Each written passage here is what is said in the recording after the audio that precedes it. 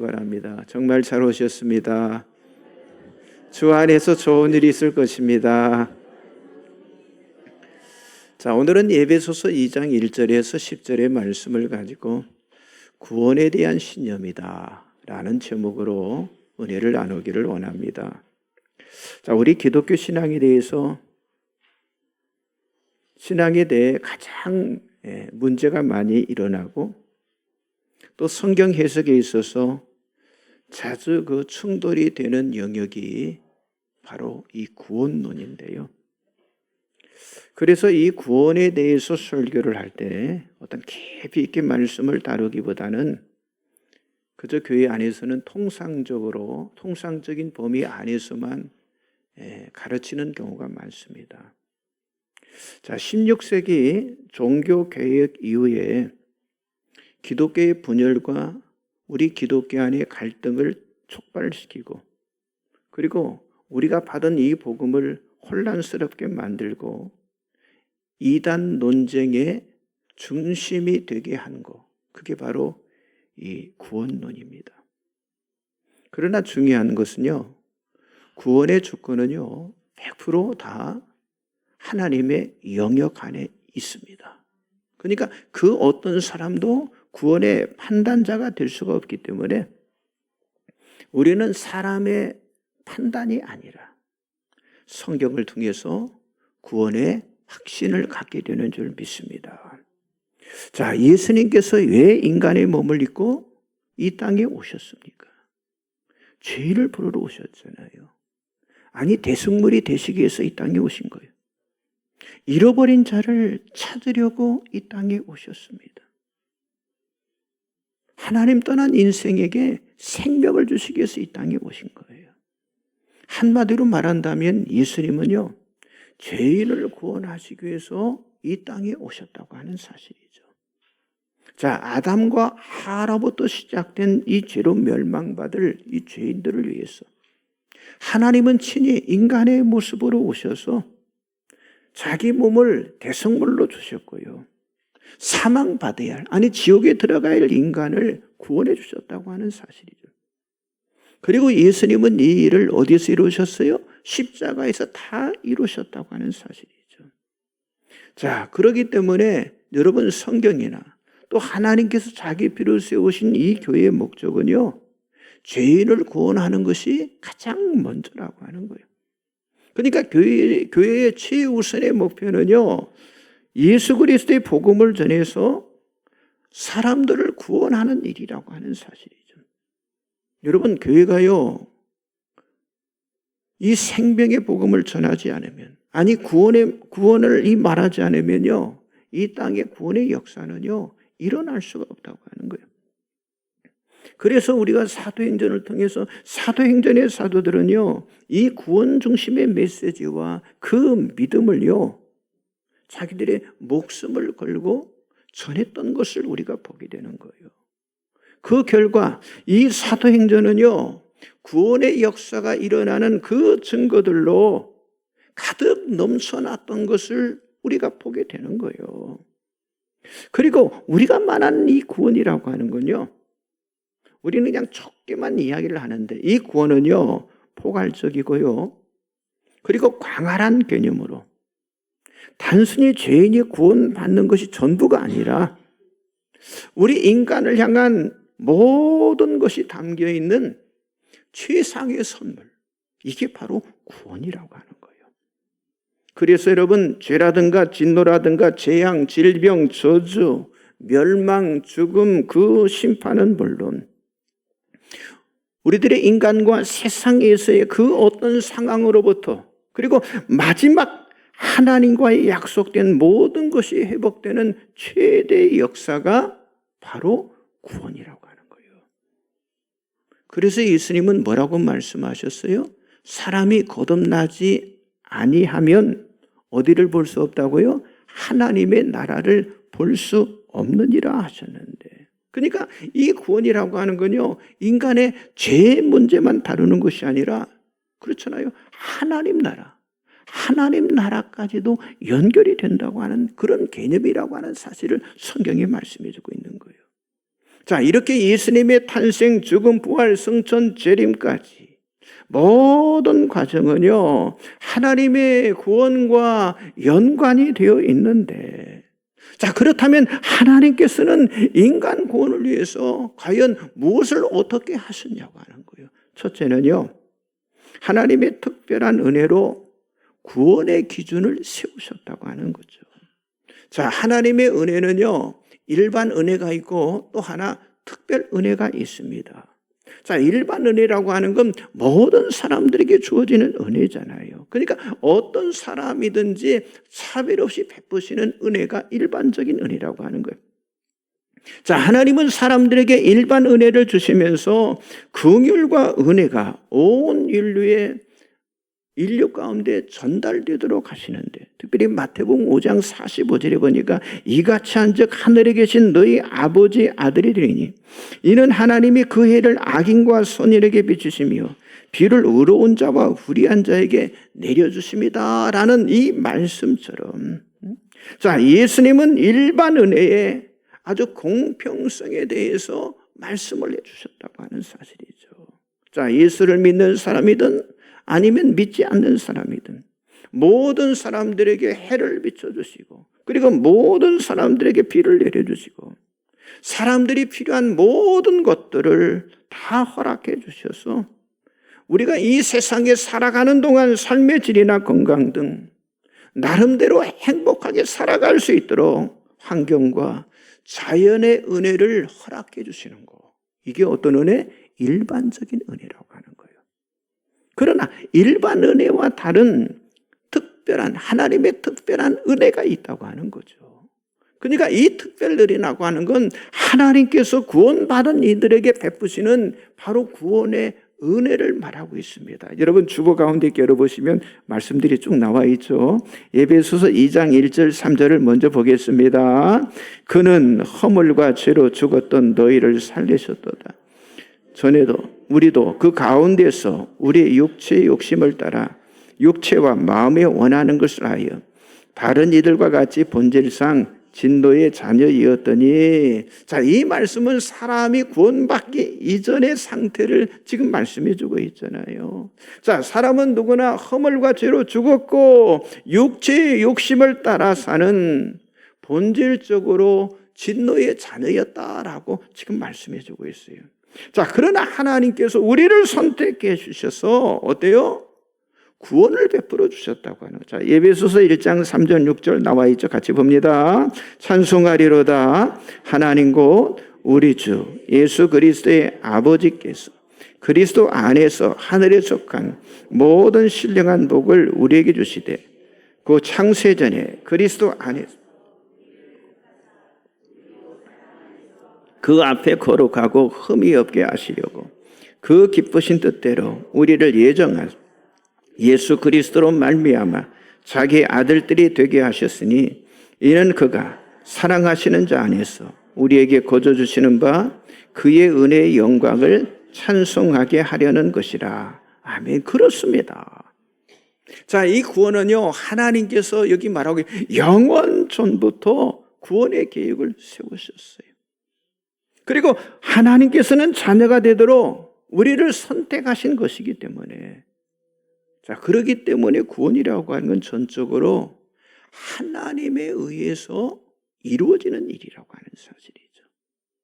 여러분, 구원은 우리 인간의 지식, 어떤 인간의 행위, 인간의 의지가 아닌 하나님의 주권적인 그 뜻에 달려 있는 것으로. 자, 그러므로 우리 사람들이 구원함을 받는다고 하는 건요, 이건 하나님의 특별한 은혜이고 특별한 사랑이기 때문에, 그렇기 때문에 사람이 구원을 판단하고 사람이 구원의 기준을 정할 수가 없는 거예요. 만일 사람이 구원의 기준을 정하고 구원을 판단한다면 그건요, 하나님의 은혜가 어떻게 되는 거예요? 헛되게 되어지는 거예요. 자, 그래서 이 구원 신학에서 죄인이 영적인 사망에서 영적인 생명으로 옮겨지는 일인, 다시 말해서 사람이 거듭나고 구원받는 것은 하나님의 주권적인 사역이 전부라고 하는 사실을 성경이 말씀해 주고 있다고 하는 거예요. 그렇습니다. 구원은 하나님의 특별한 은혜이기 때문에 우리가 오늘 봤던 본문 에베소 2장 8절에 너희는 그 은혜에 의하여 믿음으로 말미암아 구원을 얻었나니 이것이 너희에게서 난 것이 아니요 무슨 선물? 하나님의 선물이다라고 말씀하고 있어요. 여러분 모두가 하나님의 특별한 은혜, 특별한 그 사랑으로 내가 구원받았다고 하는 사실을 확신하시기 바랍니다. 이렇게 구원은요 하나님의 주권임을 우리가 인정을 해야 한다고 하는 거예요. 구원의 주권이 하나님께 있습니다. 사람이 구원을 위해 할 수 있는 것은 아무것도 없다고 하는 사실을 여러분들이 믿으시기 바랍니다. 옆 사람 좀 인사하세요. 앞뒤로도. 구원의 주권은 하나님께 있습니다. 네, 구원의 주권은 하나님께 있어요. 자, 두 번째, 이 신칭의의 본질을 다시 이해해야 한다고 하는 거예요. 자, 이 구원을 말하는 데 있어서 우리가 먼저 알아야 할 것이 우리 인간의 모습이잖아요. 그런데 우리 인간은 아까도 말씀받잖아요. 타락했고 죄와 허물로 죽었고 스스로 아무것도 할 수 없는 불가항력적인 그런 존재, 그런 존재라는 판결을 성경이 내리고 있다고 하는 거예요. 자, 그렇기 때문에 우리 인간은 영적으로 죽은 상태이고요. 그리고 세상의 풍조를 따르고 육신의 정욕을 쫓아가며 결국 사망의 길, 다시 말해서 지옥의 길을 가게 되었는데, 자, 그런데 이런 인간을 위해서 하나님은 의로운 길을 계획하시고 의로운 길을 하나님께서 준비하셨어요. 자, 말씀 나와 있습니다. 로마서 8장 29절 30절 같이 봅니다. 하나님이 미리 아신 자들을 또한 그 아들의 형상을 본받게 하게 하여 미리 정하셨으니 이는 그로 많은 형제 중에서 맏아들이 되게 하리 하심이라. 또 미리 정하신 그들을 또한 부르시고 부르신 그들을 또한 의롭다 하시고 의롭다 하신 그들을 또한 영화롭게 하셨느니라. 아멘. 그렇습니다. 이 말씀이 뭐예요? 하나님이 미리 정하셨다고 하는 거예요. 그리고 부르시고 소명을 주셨다고 하는 거예요. 그리고 의롭다 하시고 어떻게 해요? 영화롭게 하셨다라고 지금 말씀하고 있잖아요. 여러분, 이 말씀처럼 하나님은요 인간 구원을 위해서 의롭게 되는 그 과정을 완전하게 하나님이 이루어 놓으셨다고 하는 거예요. 하나님이 행하신 거예요. 여러분, 이걸 가리켜서 우리는 이신칭이다 이렇게 말하는 거예요. 그래서 이신칭이란 말은 믿음으로 의롭다함을 칭한다 하는 그런 말입니다. 왜 성경이 믿음을 말하고 있습니까? 인류 구원은요 하나님의 전적인 은혜가 중요하고 아니 전부라고 하는 사실을 강조하기 위해서 믿음을 말하고 있는 거예요. 분명한 것은 우리 죄인이 용서받는 것은요 절대로 인간의 행위가 아니라고 하는 거예요. 뭘 통해서만? 오직 믿음을 통해서만 우리가 용서를 받을 수 있다고 하는 거예요. 그래서 오늘 본문 아까 봤던 8절의 말씀에 너희가 그 은혜를 인하여 믿음으로 말미암아 뭘 얻었나니? 구원을 받았으니.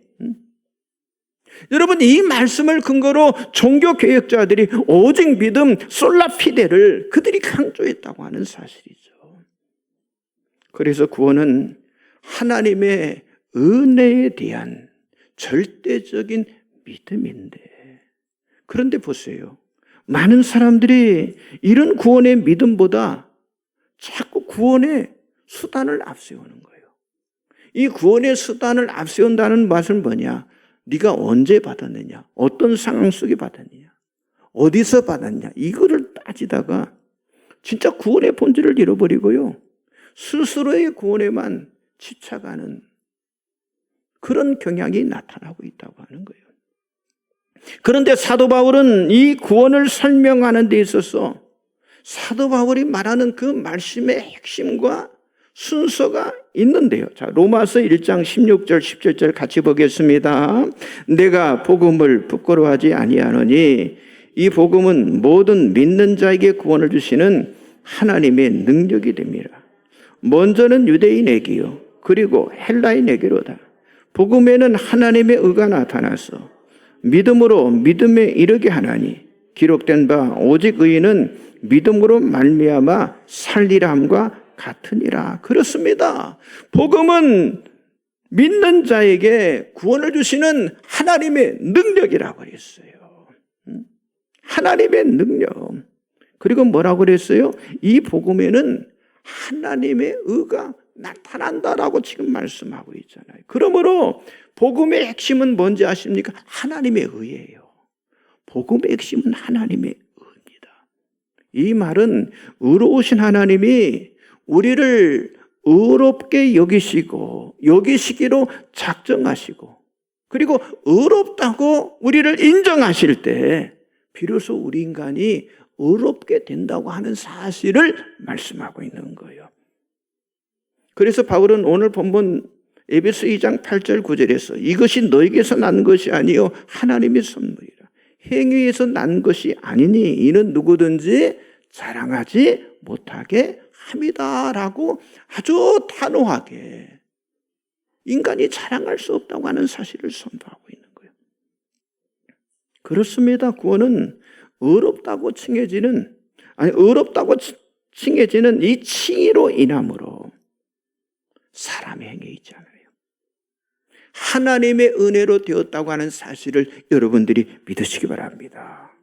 그러므로 여러분은 우리의 믿음 또한 은혜에 의한 하나님의 의롭게 하심을 근거로 우리가 믿어지는 거예요. 이 사실에 너무 중요한 말씀이 성경에 나타내는데, 자, 로마서 4장 2절 5절을 같이 한번 보겠습니다. 만일 아브라함이 행위로서 의롭다 하심을 받았으면 자랑할 것이 있으려니와 하나님 앞에서는 없느니라. 성경이 무엇을 말하느냐? 아브라함이 하나님을 믿음에 그것이 그에게 의로 여겨진 바 되었느니라. 일하는 자에게는 그 삭시 은혜로 여겨지지 아니하고 보수로 여겨지겠니와 이를 아니할지라도 경건하지 아니한 자를 의롭다 하시는 이를 믿는 자에게는 그의 믿음을 의로 여기시나니. 아멘. 무슨 말입니까? 사람이 의롭게 되는 건 여기 말씀한 것처럼 행위나 삭시나 보수로 일하는 것이 아니라고 하는 거예요. 그게 아니라 하나님이 누구신가를 알고 믿는 것이기 때문에. 여러분, 구원이라고 하는 건 믿음에 대한 보상이 아니라고 하는 사실을 지금 여기서 말씀하고 있는 거예요. 자, 그렇기 때문에 구원이 믿음의 행위나 어떤 수고로 인한 대가 지불의 개념으로 우리가 이것을 이해를 한다면은 그 근거는 잘못된 거예요. 조금 전에 말씀했죠. 믿음은 뭘 근거한다고 그랬어요? 하나님의 의를 근거하는 거예요. 하나님의, 그러니까 의를 근거로 하는 것이지 보상이 아니라고 하는 사실을 여러분들이 아주 분명히 확신할 필요가 있는 거예요. 그러니까 행위에 의해서 하나님과 구원의 거래가 성립이 된 것이 아니라 오직 믿음으로 된 것이기 때문에 본문 9절의 말씀처럼 자신의 믿음이라고 절대로 자랑할 수 없다라고 말하고 있잖아요. 그러니까 사람의 믿음이 먼저가 아니라고 하는 거예요. 여러분, 율법까지도 의롭게 되는 것과는 무관하다고 하는 거예요. 갈라디아 2장 21절에 이런 말씀이 있어요. 내가 하나님의 은혜를 피하지 아니하노니 만일 의롭게 되는 것이 율법으로 말미암으면 그리스도께서 헛되이 죽으셨느니라 라고 성경은 말씀하고 있습니다. 그렇습니다. 사람의 행위, 사람의 율법이 아닌 하나님의 의롭게 하심을 믿는 믿음이 바로 구원이라고 하는 사실을 여러분들이 믿으시기 바랍니다. 자, 옆 사람 한번 인사하세요. 믿음은 하나님의 의롭다 하심을 믿는 것입니다. 한 번 더 하세요. 믿음은 수고에 의한 대가 지불이 아닙니다. 그렇습니다. 내가 수고해서 절대 그게 아니에요.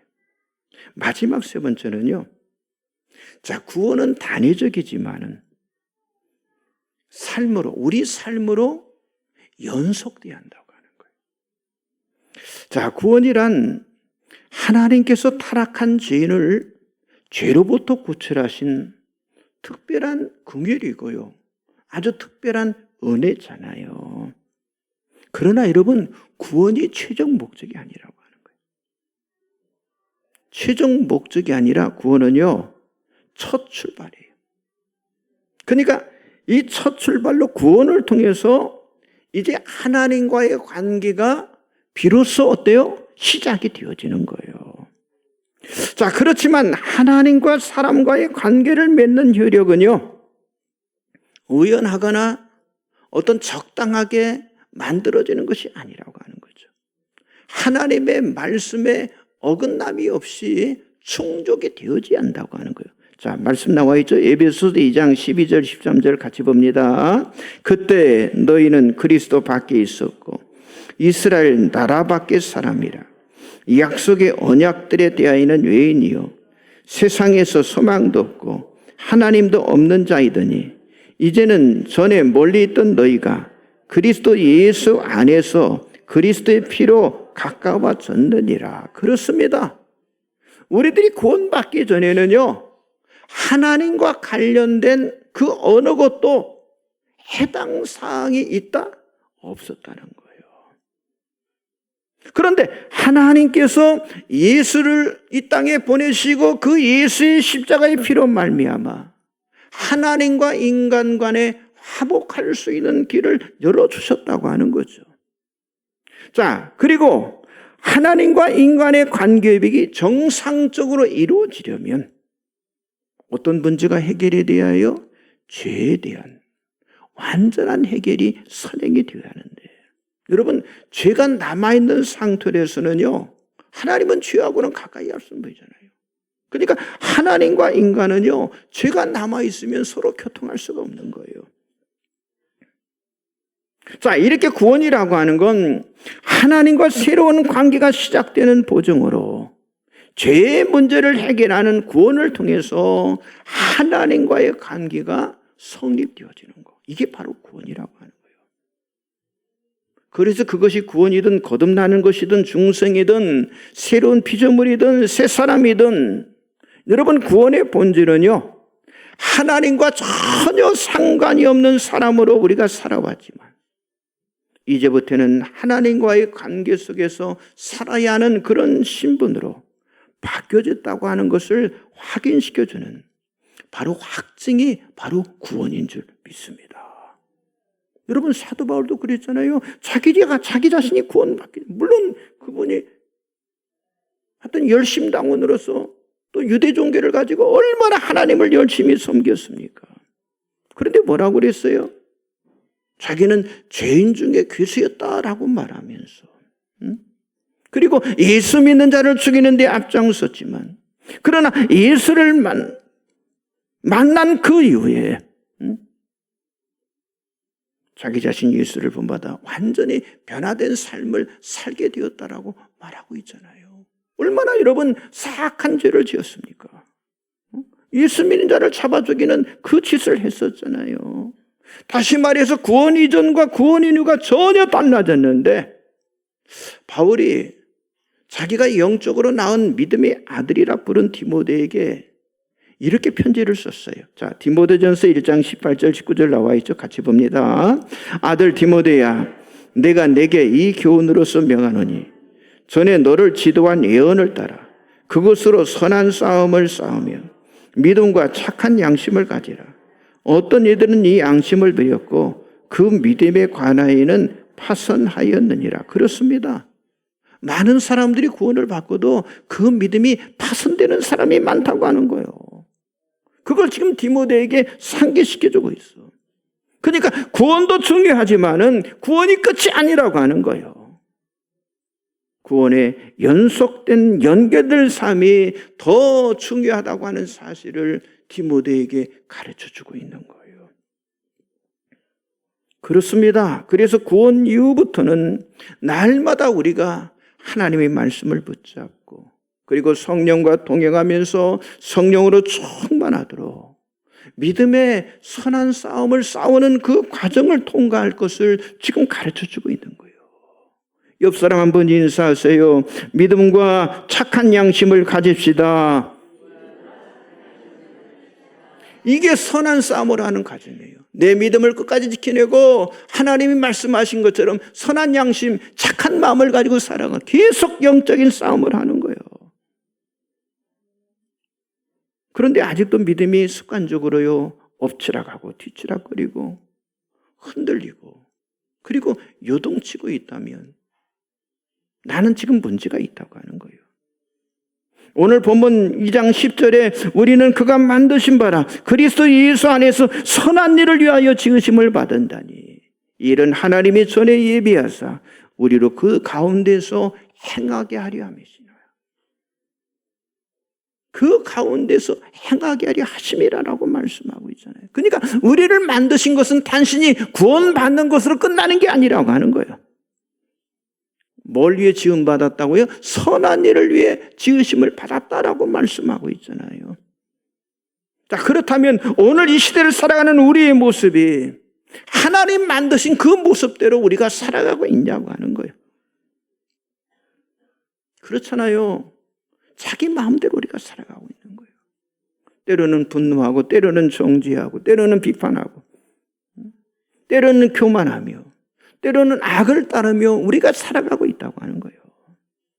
그래서 바울은 이런 말을 해요. 자, 빌립보서 2장 12절 13절 나와 있죠. 같이 봅니다. 그러므로 나의 사랑하는 자들아 너희가 나 있을 때뿐 아니라 더욱 지금 나 없을 때도 항상 복종하여 두렵고 떨림으로 너희 구원을 이루라.